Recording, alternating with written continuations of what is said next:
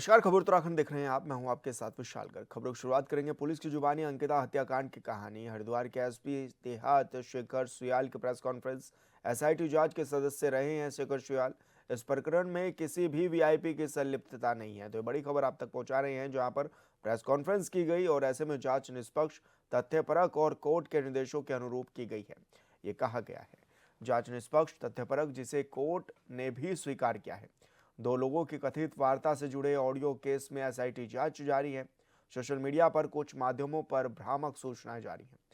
अधूरे तथ्य और निराधार आरोप फैलाए जा रहे हैं। वीडियो वायरल किए जा रहे हैं और वायरल ऑडियो में वास्तविकता से कोई रिश्ता नहीं है। यह भी कहा गया है मनेत्रा रिजोर्ट के जिस कमरे को लेकर भ्रम फैलाया जा रहा है, नोएडा का व्यक्ति रिजोर्ट आया था। जांच में कोई लिंक नहीं मिला। एसआईटी की गहन विवेचना और पुख्ता सबूतों के आधार पर तीनों अभियुक्तों को सजा सुनाई गई। जमीन की डील के सिलसिले में एक व्यक्ति नोएडा से आया था, जिसका बयान भी दर्ज किया गया था। साक्ष्य मिटाने के लिए कुछ भी तोड़ा नहीं गया। सभी वीडियो, साक्ष्य और कुछ महत्वपूर्ण दस्तावेज कोर्ट प्रस्तुत भी किए गए। अब एक बार फिर से इस एसआईटी जांच की जा रही है। किसी के पास कुछ नहीं है, और अगर किसी के पास कुछ है तो सामने आए। पूछताछ के लिए उर्मिला सनावर को नोटिस भी भेजा गया है, लेकिन अब वो सामने नहीं आ रही है।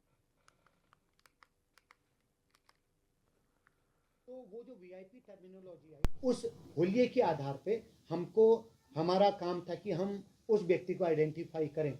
तो जो एक बनाया, तो ऐसे हुलिये के कुछ लोग जो हमको लगे कि ये तो हमारा प्राइम मकसद था कि उस शख्स से पूछा जाए जहां से ये टर्मिनोलॉजी जनरेट हुई है। तो उन्होंने को जब बताया, उन्होंने कहा साहब ये व्यक्ति है।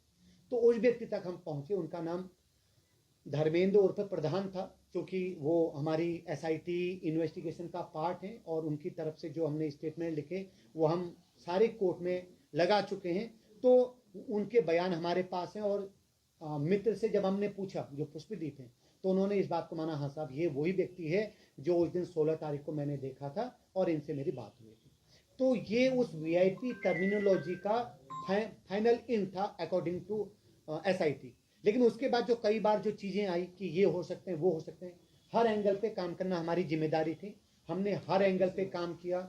वो डंप डेटा हो, वो सीडीआर हो, वो उस दौरान या उससे आगे।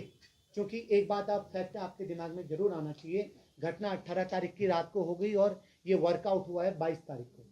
तो इन 5 दिनों में एक नॉर्मल कोर्स में चीज़ें चल रही। तो उस दौरान क्या कोई शख्स आया, या जितने लोग उस दौरान उस रिजॉर्ट में उन्होंने अपनी बुकिंग करी, वो काम के नाम पे आए, किसी भी बहाने उनका वहां एग्जिस्टेंस था। हमारी एसआईटी, क्योंकि एक अच्छी खासी टीम थी, डीआईजी रैंक की ऑफिसर उसको लीड कर रही थी, तो हर एंगल पे, हर उस व्यक्ति पे हमने काम किया कि उस व्यक्ति का एग्जिस्टेंस वहां क्यों था और वो वहां क्या करने आया था। तो ये जो शख्स जिनका मैंने आपको नाम लिया, ये शख्स वहां पर क्यों थे, किस मकसद से आए थे और किसके माध्यम से वहां पर आए थे, ये हमारा जब क्लियर हुआ तो हमने माना कि इनका मकसद उस होटल में आकर के रुकना या कुछ करना नहीं। उनको, वो शख्स नोएडा को बिलोंग करते थे, उन्होंने वहां लैंड सर्च के लिए एक आदमी से डील करी थी। वो शख्स खाना खिलाने के लिए उनको वहां पर लाया था, केवल 2-3 घंटे वहां स्टे किए हैं। अब उसके बाद धर्मेंद्र कुमार उर्फ प्रधान, फिर और भी कई सारी चीजें चली, जैसे आपने सोशल मीडिया में या कई सारे स्टेक होल्डर्स में कुछ नाम देखे, उन नामों पे हमने सब में काम किया। कोई भी ऐसा रेलिवेंट और तथ्य हमारे पास नहीं था कि वीआईपी नाम का कोई व्यक्ति उन शख्स जिस पे हम काम कर चुके हैं कोई एग्जिस्ट करता है। ये सारे फैक्ट हमारे इन्वेस्टिगेशन। इसके बाद ट्रायल कोर्ट में एक इंपॉर्टेंट चीज मैं आप सबके संज्ञान में लाना चाहूंगा, क्योंकि ठीक है क्वेश्चन लगे इसमें, एसआईटी को कई बार परिजनों की तरफ से भी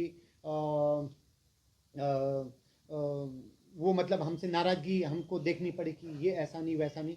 हमारी कोशिश रही कि वो हमारे साथ रहें और हम चीज़ें करें। जो फैक्ट पिटिशनर आशुतोष नेगी जी या परिजनों के द्वारा दिए गए, उन सब पे काम करना हमारी जिम्मेदारी थी। उन सब का इन्वेस्टिगेशन के दौरान हमने जो काम किया, जो हमारे पास एविडेंस थे, हमने ट्रायल कोर्ट में तो दिए ही। जो 5 बार की हमारी माननीय उच्च न्यायालय में हम पर्सनल अपीयरेंस हुई, वहाँ पर हमने वो सारे फैक्ट दिए। फैक्ट देने के बाद 5 पेशी का मतलब कम से कम 1 से 1.5 महीना इसमें लगा। फिर 5वीं पेशी के बाद डिटेल से करीब 20 या 22 दिन के बाद माननीय न्यायालय का एक डिटेल्ड निर्णय आता है, जो आपने अपनी मुख्य खबर का हिस्सा बनाया था, कि एसआईटी क्लियर कट मेंशन है कि इस इन्वेस्टिगेशन में किसी भी प्रभावी व्यक्ति को बचाने का कोई प्रयास नहीं किया गया। क्लियर कट मेंशन है, वन थिंग। दूसरा, उन्होंने ये माना कि इस दौरान एसआईटी ने जो काम किया है, क्योंकि 1.5 से 2 महीने का टाइम हो चुका था फाइनल वर्डिक्ट के दौरान, ये माना कि विवेचना एकदम सही दिशा में है। एक सही ऑफिसरों का ग्रुप इस विवेचना को सही दिशा में लेके जा रहा है। अब अगला प्रश्न जो प्रश्न आता है कि एविडेंस डिस्ट्रॉय वाली बात, मैंने पहले भी कही, मैं फिर इस बात को, क्योंकि ये कई बार आती है कि वहाँ वो जो किया गया उसका मकसद एविडेंस डिस्ट्रॉय करना था। अगेन मैं इस बात को जोर देके और पूरे तथ्यों के साथ आप सबके सामने कहना चाहूँगा, 22 तारीख को जब हम कोई केस हैंडओवर हुआ, उस दिन भी एसआईटी तब नहीं बनी थी। हमारा जो थाने का आईओ था उसने उस कमरे का विजिट किया, वहाँ ताला लगा के आया कि जब तक हम इसमें एफएसएल विजिट नहीं करेगी तब तक इसमें कोई भी इंटरवीन नहीं करेगा। नेक्स्ट मॉर्निंग 9 से 10 बजे के बीच में हमारी एक लेडी सब इंस्पेक्टर के नेतृत्व में जो एफएसएल टीम थी, उसने उस पूरे क्राइम सीन को, जिसको अभी तक हम क्राइम सीन मान रहे थे, उसको पूरा विजिट किया। उसकी वीडियोग्राफी हमारी तीनों कोर्टों में सबमिटेड है। तो एविडेंस किसी भी प्रकार का नष्ट हुआ, इस बात को मैं डंके की चोट पे हम एज ए एसआईटी मेंबर और एज ए आईओ हम बोल सकते हैं कि ऐसा कुछ भी नहीं था। तो ये चूंकि आज इन सारे तथ्यों के बाद, पूरी एसआईटी के काम के बाद, ट्रायल कोर्ट ने पूरी डिटेल से उसमें डिस्कस सारे एविडेंसों की, सारे विटनेस की एविडेंस करने के बाद एक जेन्युइन सजा सुनाई है तीनों को। उन सेक्शन में जिनमें एसआईटी ने उन तीनों को दोषी माना, आरोपी माना, उसमें सजा सुना चुकी है। और एक फैक्ट और जो आप सबके संज्ञान में स्ट्रांगली आना चाहिए कि ड्यूरिंग ट्रायल जो प्रोसिक्यूशन का काम था, चूँकि पहले पब्लिक प्रोसिक्यूटर इस काम को कर रहे थे, लेकिन परिजनों के द्वारा उसमें कुछ नाराजगी व्यक्त की गई, तो उनकी कहे अनुसार एक स्पेशल प्रोसिक्यूटर उसमें नियुक्ति किए गए। उन्होंने बहुत अच्छी पैरवी, वो लगातार हमारे संपर्क में रहे, बहुत अच्छी पैरवी के साथ प्रॉपर एविडेंसों को एनालिसिस के बाद, विटनेस को प्रॉपर गवाही करवाने के बाद इस केस को अंजाम तक पहुंचाया। वो भी तारीफ के काबिल उनका काम था। तो ये तथ्य कि एसआईटी ये चीज़ नहीं कर पाई या वो चीज़ छुपाई या ऐसा कुछ हुआ, ये मुझे इसमें कोई सच या कोई बुनियाद या कोई तथ्य नहीं लगता। तो ये बहुत इंपॉर्टेंट चीज़ है। अब आज चूँकि फिर मैं इसके बाद, चूँकि मैं एक बार अपना नरेशन पूरा कर लूँ, देन फिर आपकी क्वेरी जो होगी मैं उस पर भी हम बात करेंगे। मेरे साथ आईओ भी हैं। तो ड्यूरिंग ट्रायल भी चूँकि जो वहाँ का स्टाफ था, अभी हम केवल मित्र और परिजनों तक बात करते हैं। उस रिजॉर्ट का जो 5-6 लोगों का स्टाफ था, जो कोई 4 दिन पहले आया, कोई 10 दिन पहले आया, कोई 4 महीने से काम कर रहा था, एक एक व्यक्ति के स्टेटमेंट जो उन्होंने पब्लिक डोमेन में बोले, क्योंकि लगातार मीडिया पर्सन्स भी, आप लोग भी उनकी बाइट ले रहे थे, जो उन्होंने पुलिस को हैंडओवर होने से पहले पुष्पदीप या मित्र से बात करके बताया, और जो हमारी विवेचना में आया, सारी चीज़ें एक्यूरेट टू द पॉइंट है। उन सबके पुलिस स्टेटमेंट के साथ जो 164, जिसको हम सीआर मजिस्ट्रियल स्टेटमेंट बोलते हैं, वो सारे स्टेटमेंट हुए। और जो चीज़ हमें बताई, जो चीज़ हमें आने से पहले ऑलरेडी वो पब्लिक डोमेन में ला चुके थे, और जो ड्यूरिंग ट्रायल बताई, वो सारी चीज़ें अकॉर्डिंग टू फैक्ट और एक जैसी थी। इसीलिए एक प्रॉपर कन्विक्शन हो पाया। तीनों अभियुक्त अभी भी जेल में हैं। जेल में वो अपील पे जरूर हों, लेकिन अभी भी कोर्ट ये नहीं समझता कि बेल लायक इनका प्रकरण है।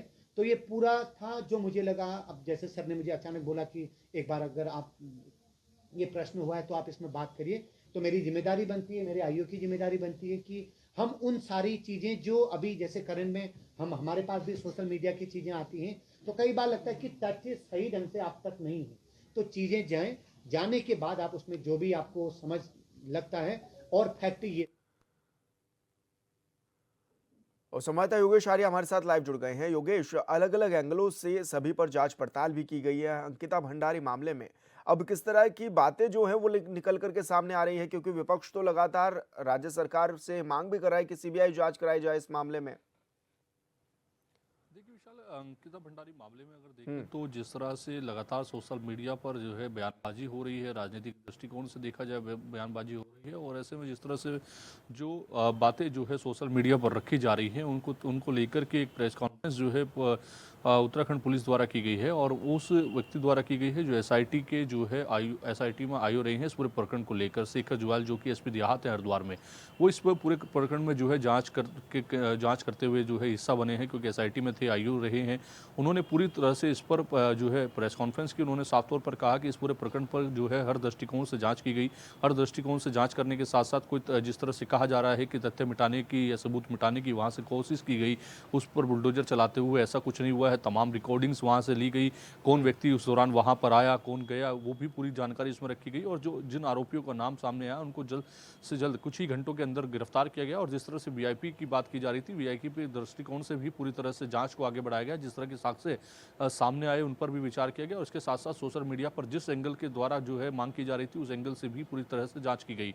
लेकिन अगर देखा जाए तो वीआईपी जैसा कोई जो है इसमें शामिल नहीं है। उन्होंने कहा कि इस पूरी जांच को उन्होंने जब दाखिल किया तो कोर्ट ने भी माना कि ऐसा कुछ नहीं है और पूरी जांच जो है वो बिल्कुल सही और सही तथ्यात्मक तौर पर की गई है।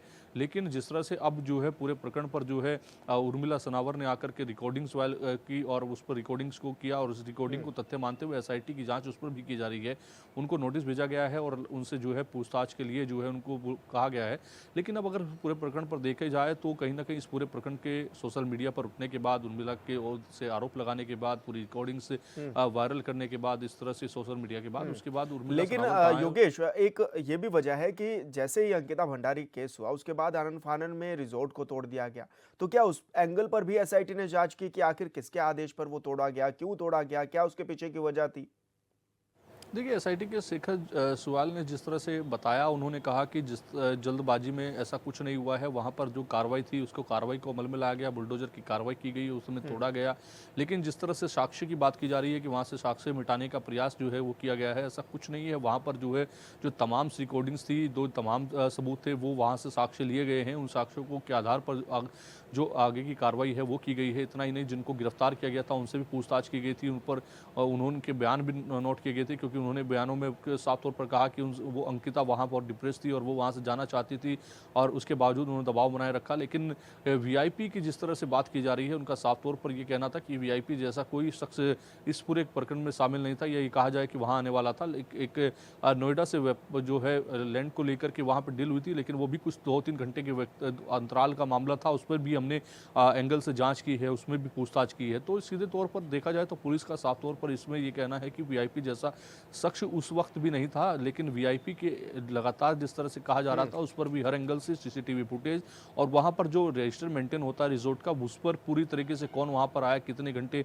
वहाँ रुका, किस समय चेक इन हुआ, चेकआउट हुआ, उस पूरे दृष्टिकोण पर हर तथ्य पर जो है उन्होंने अपनी जांच को आगे बढ़ाया और इस जो जांच प्रक्रिया थी उसके तहत जो आरोपी थे उनको गिरफ्तार किया और उस न्याय प्रक्रिया के तहत और तमाम प्रक्रिया के तहत ही जो है अपनी जांच को आगे बढ़ाया है।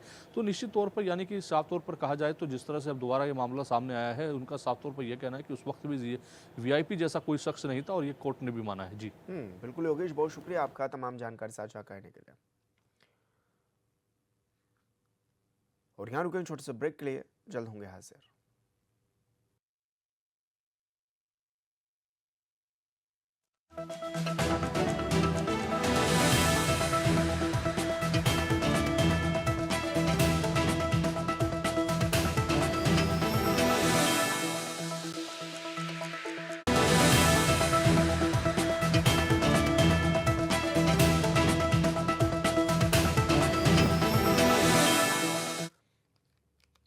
ब्रेक के बाद स्वागत है आपका। खबरों में आगे बढ़ेंगे। देहरादून से बड़ी खबर मिल रही है। सीएम धामी और केंद्रीय राज्य मंत्री अजय टम्टा के बीच अहम बैठक।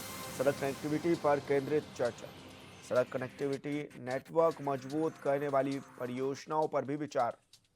तो पर्वतीय, सीमांत और दूरस्थ क्षेत्रों की जरूरतों पर विशेष फोकस क्या किया है। राज्य सरकार के प्रस्तावों पर केंद्र सरकार की सकारात्मक सहमति। तो बड़ी खबर आप तक पहुंचा रहे हैं, जहां पर परियोजनाओं से आवागमन होगा आसान, सड़क ढांचा होगा सशक्त, धार्मिक, पर्यटन, व्यापार और स्थानीय अर्थव्यवस्था को भी मिलेगा बढ़ावा। तो बड़ी खबर आप तक पहुंचा रहे हैं, जहां पर मुख्यमंत्री पुष्कर सिंह धामी और केंद्रीय राज्य मंत्री अजय टम्टा के बीच ये बैठक भी हुई है और इस दौरान तमाम पहलुओं पर चर्चा हुई। सड़क कनेक्टिविटी पर केंद्रित रही ये पूरी चर्चा। सड़क नेटवर्क मजबूत करने वाली कई परियोजनाओं पर भी विचार विमर्श किया गया है। तो पर्वतीय सीमांत और दूरस्थ क्षेत्रों की जरूरतों पर भी विशेष फोकस किया गया है। ये बड़ी खबर आप तक पहुंचा रही है, जहां पर दोनों के बीच लंबी बैठक भी चली, बातचीत भी हुई और सड़क ढांचा सशक्त कैसे हो उसको लेकर चर्चा भी की गई।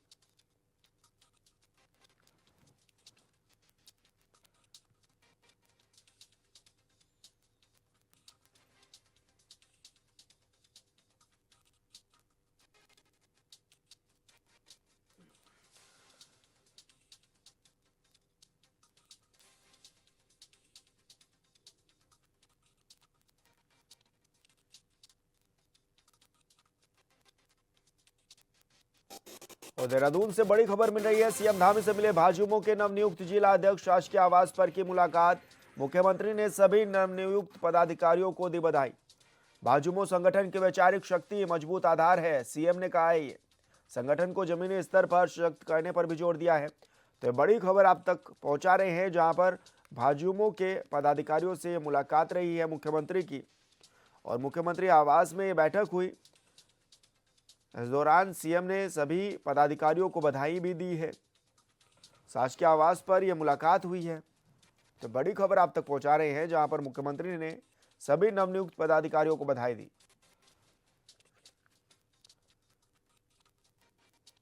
और बड़ी खबर का रुख करेंगे दिल्ली में। PMRKVY कृषि उन्नति योजना की समीक्षा बैठक हुई। केंद्रीय मंत्री शिवराज सिंह चौहान ने की बैठक। देहरादून से वीडियो कॉन्फ्रेंसिंग के जरिए जुड़े कृषि मंत्री गणेश जोशी। तो जंगली जानवरों से फसलों की सुरक्षा के लिए बजट की भी की गई मांग। फसलों की घेरा बाढ़ के लिए 200 करोड़ वार्षिक बजट का भी प्रस्ताव। केंद्रीय कृषि मंत्री ने 90 करोड़ देने पर जताई सहमति। जल्द धनराशि जारी करने का भी केंद्रीय मंत्री ने दिया आश्वासन। तो बड़ी खबर आप तक पहुंचा रहे हैं, जहां पर कृषि को लेकर बैठक हुई और ऐसे में कैबिनेट मंत्री गणेश जोशी भी वीडियो कॉन्फ्रेंसिंग के माध्यम से जुड़े और केंद्रीय मंत्री शिवराज सिंह चौहान से ये मांग भी की गई कि तारबाड़ के लिए बजट जारी किया जाए।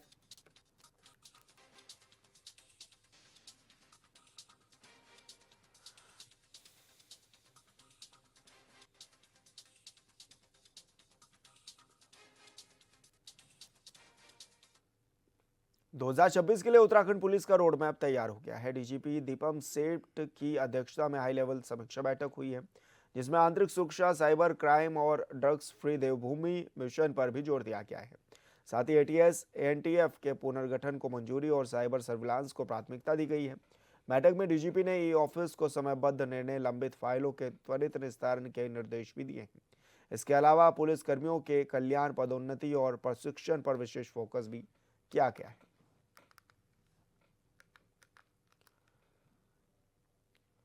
हरिद्वार के भेल स्पोर्ट्स स्टेडियम परिसर में स्कूली छात्रों का हुड़दंग देखने को मिला है। आरोप है कि छात्रों ने महंगी लग्जरी गाड़ियों में सवार होकर खुलेआम यातायात नियमों की धज्जी उड़ाई है। इसका वीडियो सामने आया है। इस घटना से लोगों में काफी आक्रोश है। वहीं सूचना मिलने पर रानीपुर कोतवाली पुलिस मौके पर भी पहुंची, लेकिन जब तक पुलिस पहुंची तब तक सभी वाहन लेकर छात्र वहां से फरार हो चुके थे।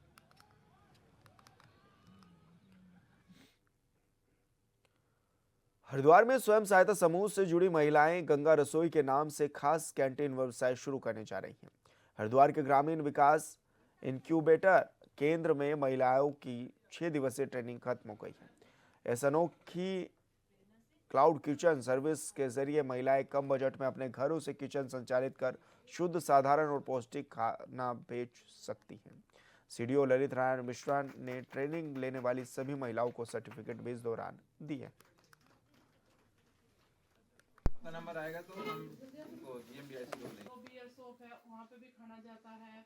हमारे पास में 2 बैंक। ये जो क्लाउड किचन की कॉन्सेप्ट है, इसमें महिलाएं अपने रसोई से ही इसको संचालित कर सकेंगी।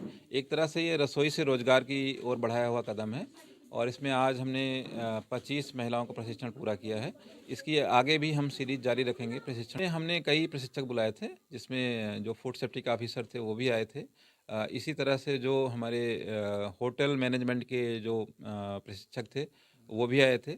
तो उन्होंने इसके साइंटिफिक जो मानक हैं उसको बताया। जो हमारे मेडिकल की तरफ से लोग आए थे उन्होंने जो स्वास्थ्य संबंधी मानक है उसके संबंध में चर्चा की। तो इस तरह से इनको डिफरेंट एवेन्यूज, डिफरेंट डायमेंशन में ट्रेनिंग दी गई है कि जिससे एक जो हाइजीन है और हेल्थ सारे मानक जो है हम मेंटेन करें। भोजन तो सभी महिलाएं अच्छे से बनाती हैं। हम अपना भोजन अच्छे से बेचेंगे और इससे पैसा कमाएंगे, जिससे महिलाएं अपना रोजगार खड़ा कर सकेंगी, वह आत्मनिर्भर बनेंगी और सशक्त बनेंगी।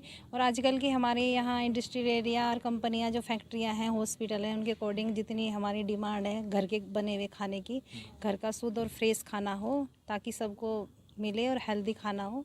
जो मिल्स वगैरह है हमारे यहाँ, जो छूट गया था पीछे खाना, वो हम सप्लाई करें। मतलब मैम और सर द्वारा जो हमें ये ट्रेनिंग दी गई, मतलब खाना तो हम घर से ही बनाते थे, घर में ही बनाते थे, पर ये है कि हमें भी थोड़ा मतलब सम्मान प्राप्त हुआ उनके द्वारा। और सर ने जो नाम रखा है वो सबसे बढ़िया, मतलब अपने यहाँ हरिद्वार में सबसे, मैं तो नहीं मानती इससे अच्छा नाम कोई होगा, माँ गंगे करके। तो ये जो सब किचन है जी, गंगा रसोई किचन के नाम से। जी सर, वैसे तो सारी महिलाएं इससे मतलब अपनी मतलब कमाई का जरिया बना सकती हैं, क्योंकि जैसे सब इंडस्ट्री एरिया है, ये तो इंडस्ट्री एरिया में आसपास जाके कहीं भी बात कर सकती हैं और मतलब बात करके जो है मतलब इसी तरह अपना टिफिन 1-2 जो भी मतलब होते हैं उससे ही अपना इनकम का जरिया 1-2 से ही 10 बना सकती हैं।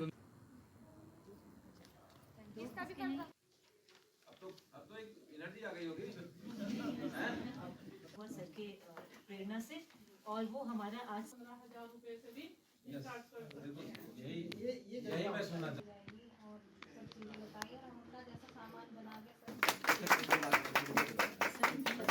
सर्टिफिकेट ले रही अच्छा, आपका नंबर आएगा तो हम उनको GMDIC को देंगे। तो बियर सोप है वहाँ पे भी। और खबर उत्तराखंड में मेरे साथ इतना ही। आप देखते रहिए आचरण 24/7। नमस्कार।